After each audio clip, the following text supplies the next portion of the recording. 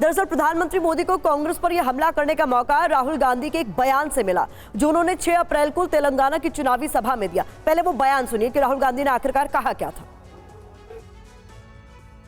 हमने वायदा किया है कि जैसे ही हमारी सरकार आएगी, जो हमने तेलंगाना में किया, जाति जनगणना को हम पूरे देश में इंप्लीमेंट कर देंगे। पिछड़े वर्ग को, दलितों को, आदिवासियों को, गरीब जनरल कास्ट के लोगों को, माइनॉरिटीज को पता लग जाएगा कि इस देश में उनकी भागीदारी कितनी है। इसके बाद हम फाइनेंशियल और इंस्टीट्यूशनल सर्वे करेंगे। ये पता लगाएंगे कि हिंदुस्तान का धन किसके हाथों में है, कौन से वर्ग के हाथ में है। और इस ऐतिहासिक कदम के बाद हम क्रांतिकारी काम शुरू करेंगे। जो आपका हक बनता है वो हम आपके लिए, आपको देने का काम करेंगे। रामकृपाल सर, अब इसी बयान का जरा अर्थ समझा दीजिए।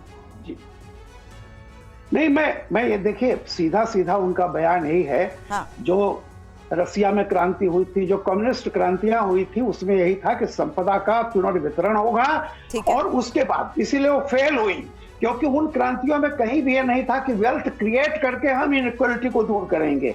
उसमें रीडिस्ट्रीब्यूशन करके नतीजा क्या हो गया? रसिया फेल हो गया। अभी जो हमारे मित्र कह रहे थे कि भारतीय समाजवाद, मुझे बताइए ना, भारतीय समाजवाद क्या है भाई? नेहरू जी रसिया को फॉलो किए, यहाँ पर सीपीएम जो है वो कम्युनिस्ट, वो चाइनीज मॉडल को बात करती रही।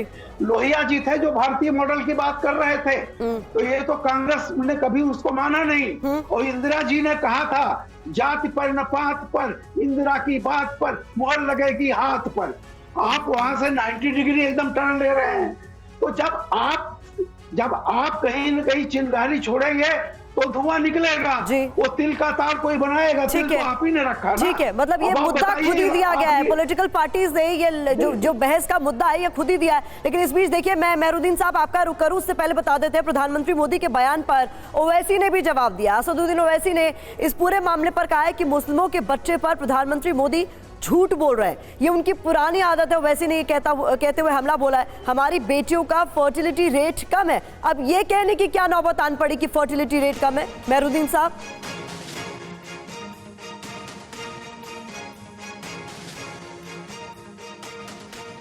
बोलते हैं कि हम बच्चे ज्यादा पैदा करते हैं। नरेंद्र मोदी के आपके 6 भाई नहीं हैं? अमित शाह की 6 बहनें नहीं हैं? क्या रविशंकर प्रसाद की 7 भाई बहन नहीं है? मगर दिखता कौन? मुसलमान ज्यादा बच्चे पैदा कर रहे हैं। अरे झूठ बोल रहे हो तुम। तुम्हारी गवर्नमेंट का आदादोशुमार डेटा कह रहा है कि मुस्लिम हमारी बेटियों का जो फर्टिलिटी रेट है उसमें कमी आई है। मगर ये पुरानी आदत, ये बच्चे पैदा कर रहे हैं, ये बच्चे पैदा कर रहे हैं। नरेंद्र मोदी जी क्यों इतना झूठ बोल? मेहरुद्दीन साहब, ओवैसी को आपने सुना, उनकी तरफ से साफ तौर पर कहा है प्रधानमंत्री मोदी झूठ बोलते हैं। हालांकि ये उनका नया बयान नहीं है, लेकिन वो ये कह रहे हैं कि हमारी मुस्लिम बेटियों का तो फर्टिलिटी रेट कम है। तो मतलब इस तरीके की बातें करने का क्या औचित्य है? देखिए, जब मोदी जी को कोई अपने मुद्दे उनके पास नहीं है तो वो बार बार कपड़ों से पहचानने की बात करते हैं। उनके जो नेता 80-20 की बात करते हैं, शमशान कब्रिस्तान की बात करते हैं, मुस्लिम लीग की बात करते हैं, पाकिस्तान की बात करते हैं, मुगलों की बात करते हैं, लव जिहाद की बात करते हैं। क्या ये देश के मुद्दे हो सकते हैं? देश का मुद्दा महंगाई और बेरोजगारी है, जिस पर चुनाव लड़ा जा रहा है देश में, और मुद्दों की राजनीति देश में होती है। मगर जो ये बार बार वादा करके आ रहे हैं, मैनिफेस्टो लेकर आए थे अपना कि हम हर साल 1 साल में 2 करोड़ लोगों को रोजगार देंगे, महंगाई कम कर देंगे, डॉलर कम कर देंगे, काला धन लेकर आ जाएंगे, 100 एम्स बनाएंगे। तो जितने भी इनके वादे हैं, जब वो जो है, जब जमीन पर लोगों तक नहीं पहुंच पा रहे, तो आप तो मतलब आप शिवम इसका जवाब दे दीजिए ना। वो सीधा ये सवाल उठा रहे हैं, जाति धर्म आधारित मुद्दे क्यों उठा रहे हैं? क्यों अपने काम का बोलबाला के करते हुए क्या जनता के बीच नहीं जा सकते? मुद्दे कम पड़ गए क्या? कुछ भी नहीं हो पाया क्या?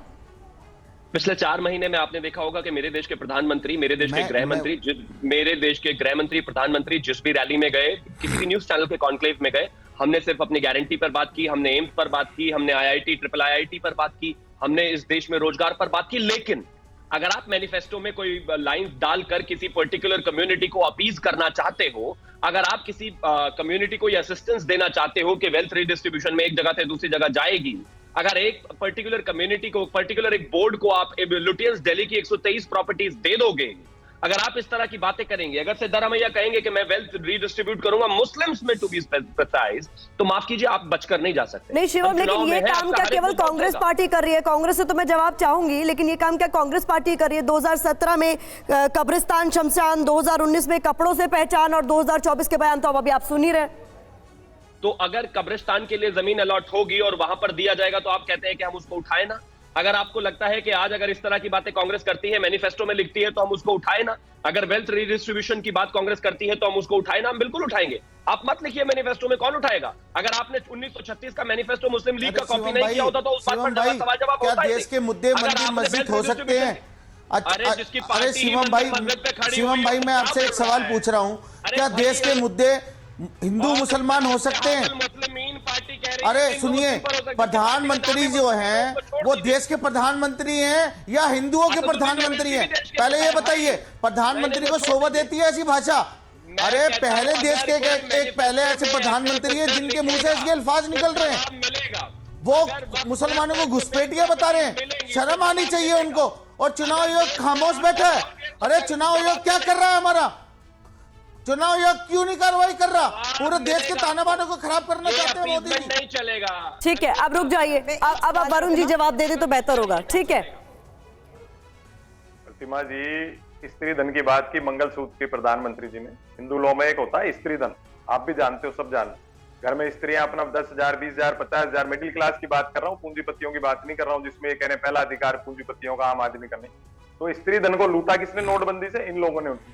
उसके बाद कितनी परेशान स्त्रियां हो रही हैं घर में, आप मिडिल क्लास की महिलाओं से आप बात करके, तो सबका पैसा निकाल लिया, फिर डाल दिया, फिर 2-2 हजार रुपए खुद के लेने के लिए जैसे भीख मांग रहे हो, लाइन में लग रहे थे। इनका तो कोई नेता नहीं लगा, मैं लगा लाइन में, मैं प्रूफ दिखा सकता हूँ, आप देख सकते हो मेरी, सब जिन बैंकों में लगा, आपको हिसाब दे सकते। तो ये जो कॉन्सेप्ट है, क्यों ला रहे हैं? हमारी मर्जी, हमको नहीं मिलती जनता वोट। हमारे मैनिफेस्टो अगर गलत है, जनता को पसंद नहीं है तो नहीं देगी। आप तो 10 साल का हिसाब दो ना, आईएलओ की रिपोर्ट में कितनी बेरोजगारी, आईएलओ को भी नकार दो। आईएलओ तो 1916 बना था, फर्जी बना था। आप ये आंकड़े निकालोगे वही सही होंगे। ये जो देश के अंदर सब पब्लिक समझ रही है, 10% पोलिंग क्यों कम हुई?